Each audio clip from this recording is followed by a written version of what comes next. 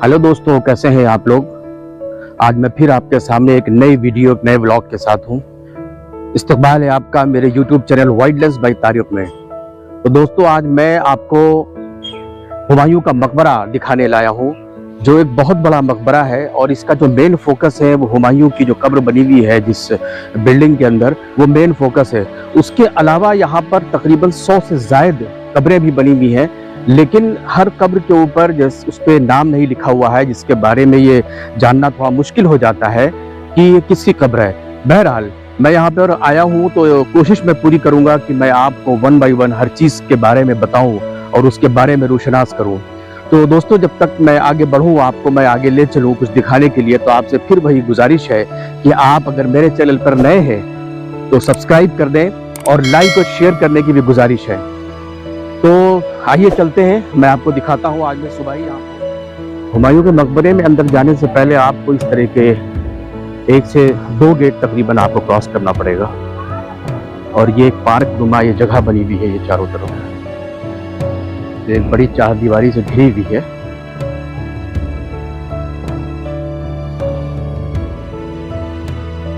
ये जो आप देख रहे हैं, ये सामने एक बिल्डिंग बनी हुई है, इसके अंदर वो हमाम बताते हैं कि पहले उनका ये बाथरूम हुआ करता था। अब ये सिर्फ खंडहर या कमरही की तरह ये दिखाई देता है, बाकी इसमें कुछ इस तरह का नहीं है। या तो जो कमरों के अंदर जो दरवाजे दिखाई दे रहे हैं उनको बंद कर दिया गया है। ये है एंट्री गेट। इस तरह का भी एक गेट और हमें क्रॉस करके उसके बाद फिर हुमायूं का मकबरा सामने आएगा।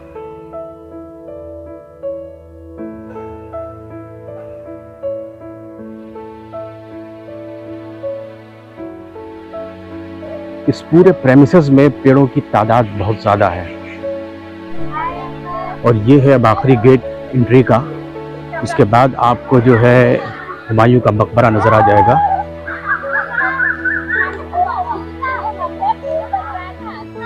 आज स्कूली बच्चों का बहुत ज़्यादा यहाँ पर जोर है और पूरा शोर इन्हीं का सुनाई दे रहा है।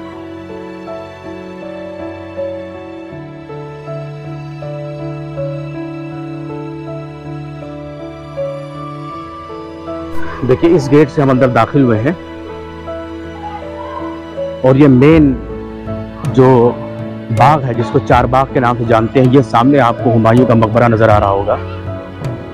और उसके चारों तरफ जो है इस तरह की नालियां और पानी का इंतजाम किया गया है। ये इस मकबरे के चारों तरफ है, इसी तरह की नालियां आपको देखने को मिलेगी।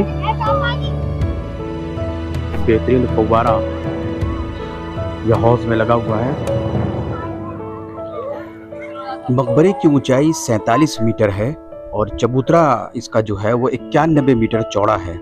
इस मकबरे को अकबर की माँ हुमायूं की बीवी हामिदा बानो बेगम ने 1565 में बनवाना शुरू किया और 1272 या 1573 में बनकर तैयार हुआ। और इसको फारसी आर्किटेक्ट मिराक मिर्जा गियास ने डिजाइन किया था। और इसके गुंबद पर जो कलश आप देख रहे हैं, इसकी जो लंबाई है वो 6 मीटर है और ये पीतल का बना हुआ है। और ये 2 मंजिले में बना हुआ है। इसका एक बेसमेंट है नीचे और उसके ऊपर जो है मेन मकबरा है, जिसमें उनकी कब्र बनी हुई है। लेकिन असल कब्र उनके नीचे की तरफ है। लेकिन नीचे के जो दरवाजे हैं, जो आप दर देख रहे हैं, ये सारे दर इसमें से खुलते थे और ये सब उसी मेन कब्र तक जाते थे। लेकिन अब ये सेफ्टी की वजह से ये सब बंद कर दिए गए हैं। और ये है इसके चारों तरफ बाग और ये है नालियां, जिसको आप कहिए कि ये नहर की तरह पानी बहता है और जगह जगह पे हौज बना हुआ है और हौज में जाकर के पानी गिरता है।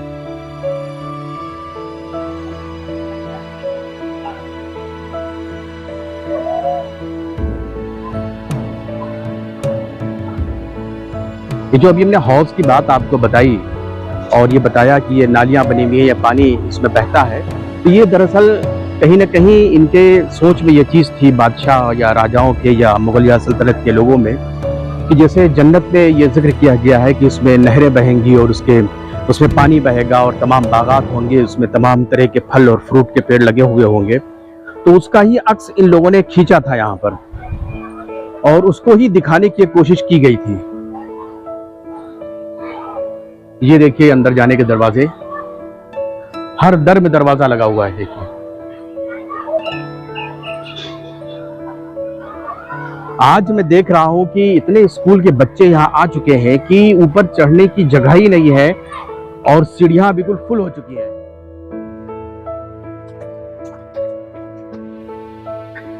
ये देखिए ऊपर का ये फर्श है। अब हम ऊपर आ चुके हैं और ये मकबरा जो है ये 8 साल में बन के तैयार हुआ था।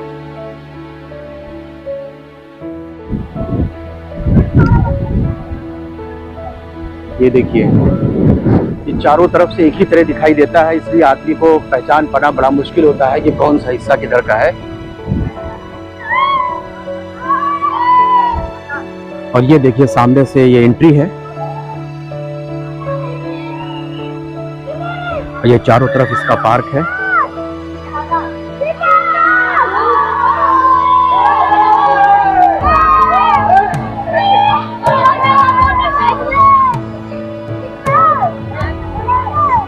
इसकी कई साल मरम्मत भी चली है और इसके लाल पत्थरों में ये जो आप देख रहे हैं जो फर्क है रंगों का, जो डार्क दिख रहा है वो उस जमाने का है, लेकिन जो कलर फर्क है वो इस टाइम पर लगाया गया है उसको मरम्मत करके।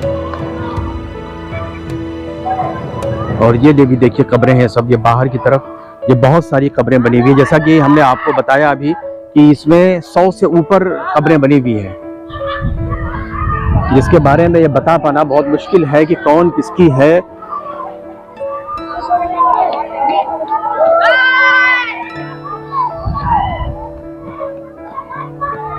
ये जितने स्कूल के बच्चे हैं वो कोशिश इस बात की कर रहे हैं कि वो हमारे कैमरे के सामने आ करके शोर मचाएं, हाथ हिलाएं, और हम उतना ही जो है बाहर भाग रहे हैं, उनसे दूर भाग रहे हैं, कम से कम मेरी आवाज डिस्टर्ब ना हो। ये आप देखें सब हाथ हिला रहे हैं और हम पीछे की तरफ खसकते जा रहे हैं। ये देखिए खूबसूरत पार्क, हरा भरा मैदान, बिल्कुल ग्रीनरी से भरा हुआ है और वो चारों तरफ उसकी दीवारें हैं। इसके अंदर जैसे हुमायूं की भी कब्र है और उसके अलावा जो शाहजहां के बड़े बेटे थे जिनका नाम दारा शिकोह था उनकी भी कब्र है, और उसके अलावा कई और जो मुगलिया सल्तनत के जो और लोग थे उनकी भी कई कब्रें हैं अंदर। उसमें हर कब्र के ऊपर जैसे निशानदही नहीं है कुछ कि उसमें बताया जा सके कि ये कब्र किसकी है, ये कब्र किसकी है, लेकिन हाँ उसमें एक कब्र ऐसी है जो हुमायूं की है, जो बड़ी है काफ़ी और सेंट्रल में है। ये इस बात को है जाहिर है कि ये उन्हीं की कब्र है। और ये चारों तरफ से एक ही तरह से दिखाई देता है ये पूरा मकबरा। और ये लाल पत्थर जो है ये कुछ तरफ के कुछ हिस्से के ऐसे हैं जो बहुत ज़्यादा चिकने टाइप के दिखाई दे रहे हैं। वो चूँकि वो मरम्मत हुई थी, अभी जल्दी ही इसका मरम्मत की गई है तो वो बाद में बदला गया है। और ये देखिए ये छेद जो आप देख रहे हैं ये नीचे तहखाने का है। और ये देखिए तहखाने में जब जाएंगे रास्ता ये है, नीचे से जब आप जाएंगे तो ये तहखाने में जाने के लिए जो रोशनी और हवा की जो ज़रूरत पड़ती है ये उसके लिए बना हुआ है। ये इसको अब जाल से ढक दिया गया है। और ये जो आप देख रहे हैं ऊपर बड़ी बड़ी ताकत दिखाई दे रही है, इसमें जब हवा भरती है तो अभी आप अंदर के जब हॉल में जाएंगे आप तो आपको लगेगा कि क्या जैसे लगता है कि एसी लगा हुआ है और ज़बरदस्त उसकी हवा का प्रेशर रहता है और ठंडक रहती है अंदर। मैं अंदर मकबरे में जाने से पहले आपको कुछ बातें मैं बता दूं, क्योंकि अंदर वो स्कूली बच्चे हैं उसकी वजह शोर हो रहा है तो हो सकता हो उसमें डिस्टर्बेंस हो। अंदर मेन हॉल में हुमायूं की कब्र है जो अकेली कब्र है, और उसके जो साइड में जो कमरे बने हुए हैं उसमें जो शाही ख़ानदान के लोग हैं उनकी भी कब्रें बनी हुई हैं। और एक और ख़ास बात यह है कि जो शाहजहां का बेटा था दारा शिकोह जिससे औरंगज़ेब की जंग हुई थी तो उसकी भी कब्र यहाँ पर मौजूद है, लेकिन कोई निशानदही नहीं है ऐसी, लेकिन उसकी सिर्फ यहाँ पर जिस्म यानी उसका शरीर यहाँ पर सिर्फ दफन है, उसका जो सर है वो आगरे के लाल किले में दफन है। ये खास बात है इस जगह की। ये है असल कब्र हुमायूं की और इसी के नीचे जो तहखाने में है उनकी असली कब्र है।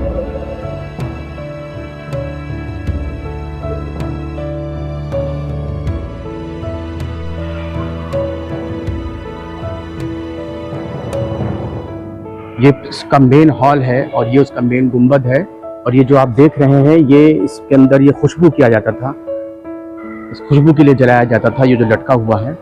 और इस हॉल के अंदर सिर्फ एक ही कब्र हुमायूं की है।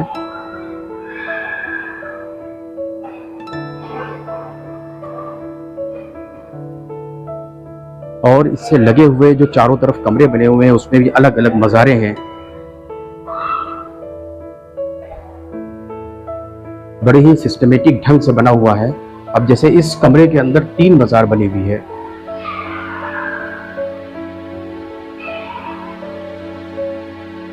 इस सब के ऊपर संगमरमर लगा हुआ है और इनकी असल कब्र जो है वो नीचे की तरफ है, जो तहखाने में है। और ये बाहर का हिस्सा है ये।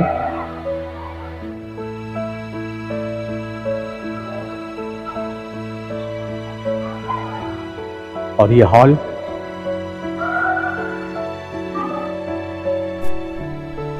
अब ये उसी मेन हॉल से ये रास्ता आता है और उसके बाद ये छोटे छोटे कमरे इसमें बने हुए हैं।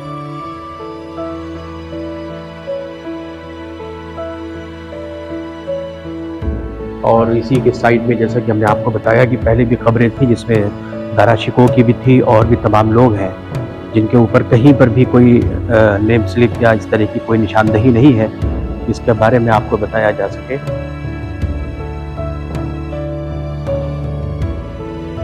इसमें 2 कब्रें हैं यहाँ पर और हर कब्र के संगमरमर के ऊपर ये कुरान की आयतें लिखी हुई हैं। और ये चौथा कमरा है, इसमें भी 3 कब्रें बनी हुई हैं। एक बीच में जो है वो कुछ छोटी है, बाकी दोनों कुछ बड़ी हैं।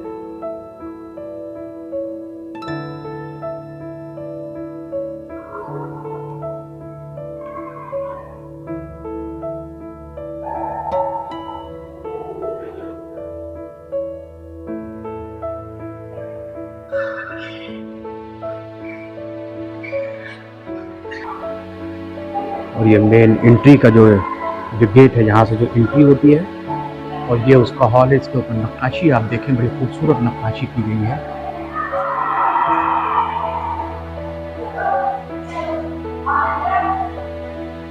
और ये सामने हुमायूं की कब्र है।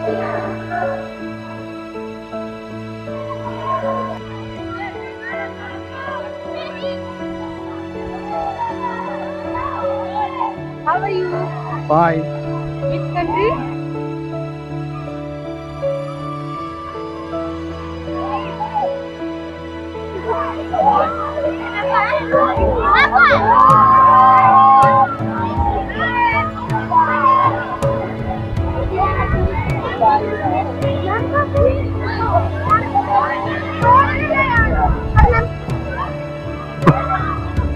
आप देखिए किस कदर भीड़ है बच्चों की। मतलब हम पीछे के जीने से चढ़ के आए हैं इसी वजह से कि सामने के जीने पे जगह नहीं थी बिल्कुल। अब हम सोच रहे थे कि सामने के जीने से उतर जाए, लेकिन बहुत मुश्किल हमको लग रहा है कि इधर से उतर भी पाएंगे हम।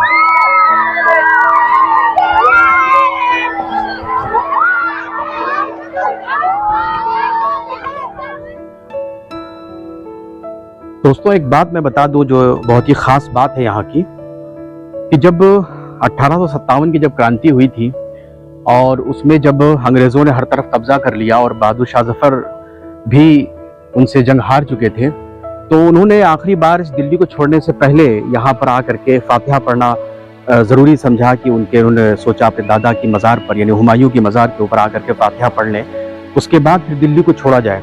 लेकिन कुछ लोगों की गद्दारी की वजह से ये बात आम हो गई कि बहादुर शाह जफर वहाँ पहुँच रहे हैं फातिहा पढ़ने के लिए। उतने ही में वो अंग्रेज़ अफसर वहाँ पर पहुँच गया अपनी फ़ौज लेकर के, और वहीं से उनको गिरफ्तार भी कर लिया।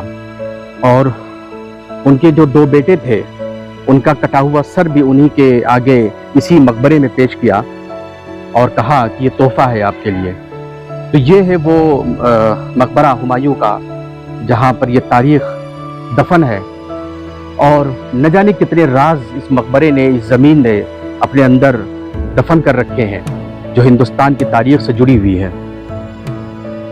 लेकिन मुगलिया दौर का एक बेहतरीन कारीगरी का एक नमूना है ये।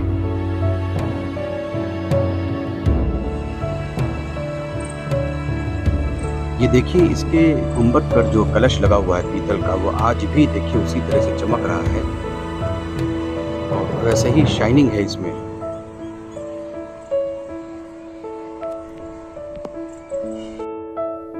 ये आप देखें जो अभी हमने आपको बताया कि ये नाई का मकबरा है।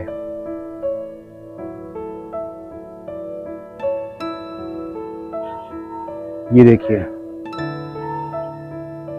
जैसा कि एक मसल कही गई है, चिकने चिकने बिरवन के चिकने चिकने पात।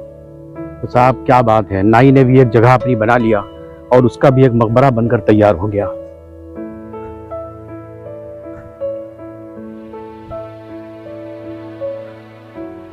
ये भी वही लाल पत्थर और भूरे रंग के पत्थरों से बना हुआ है।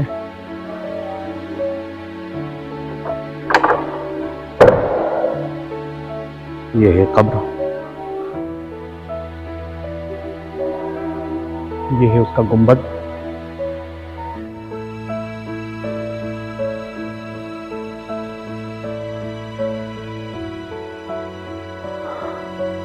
और ये देखिए बेहतरीन जाली नक्काशीदार।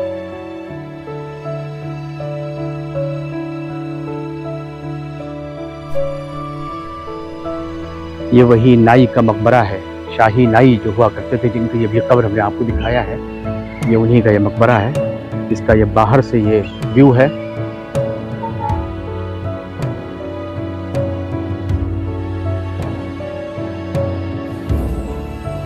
ये तस्वीर जो आप देख रहे हैं, ये ब्लैक एंड वाइट तस्वीर है जो 1860 में हुमायूं के मकबरे से ली गई है।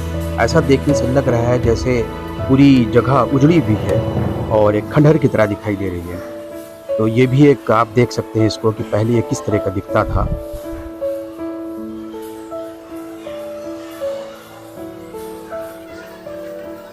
और ये शीशे के केस में एक मॉडल रखा हुआ है जो दिखाने के लिए है कि पूरा किस तरह से दिखता है हुमायूं का मकबरा, और उससे लगे हुए जो और भी मॉन्यूमेंट्स हैं उनको वो किस तरह से दिखते हैं। और ये भी एक तस्वीर लगी हुई है जो हुमायूं के मेन हॉल की है, उसके ऊपर कुरान की आयत लिखी हुई है। तो दोस्तों, आज का ये ब्लॉग मैं यहीं पर ख़त्म करता हूँ। और ये मेरा वीडियो, ये मेरा ब्लॉग कैसा लगा ये कमेंट के ज़रिए आप ज़रूर बताएं मुझे।